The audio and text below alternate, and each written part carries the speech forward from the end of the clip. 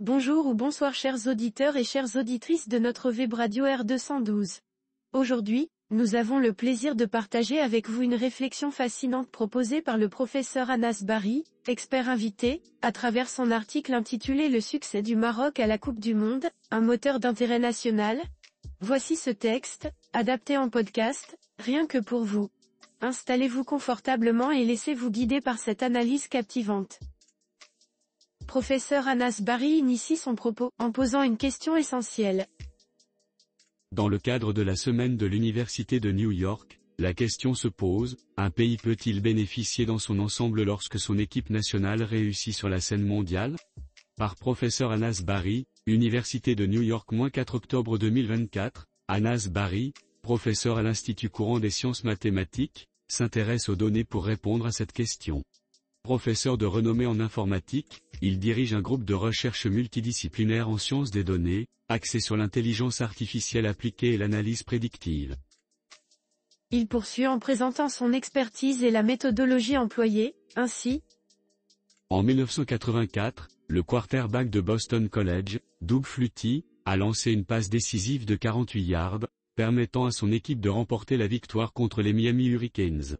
Cet événement historique est devenu un outil marketing pour l'université, illustrant l'effet Flutie, qui postule que le succès athlétique peut augmenter le nombre de candidatures.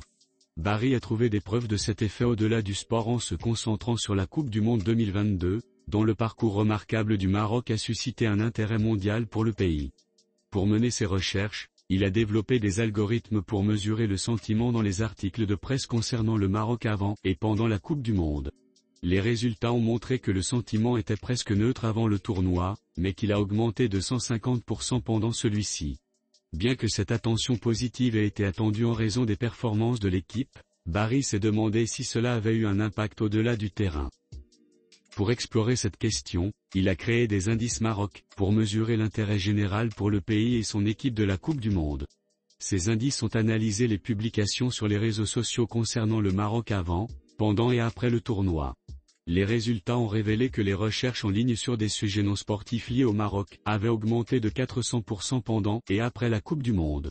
Cela incluait des recherches sur la cuisine, la culture et les attractions du pays, avec des requêtes telles que meilleur moment pour visiter le Maroc, visa pour le Maroc et couscous.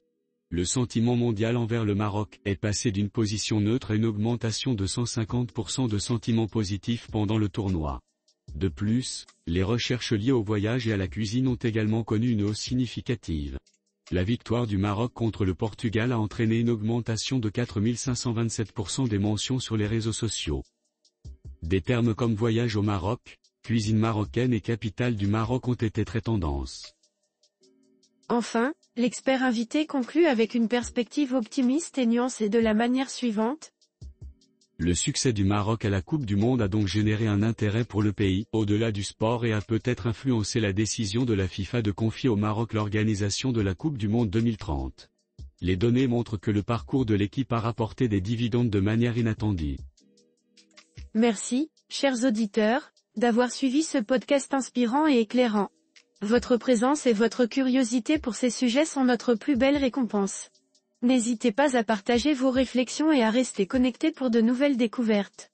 À très bientôt sur R212, avec toute notre gratitude.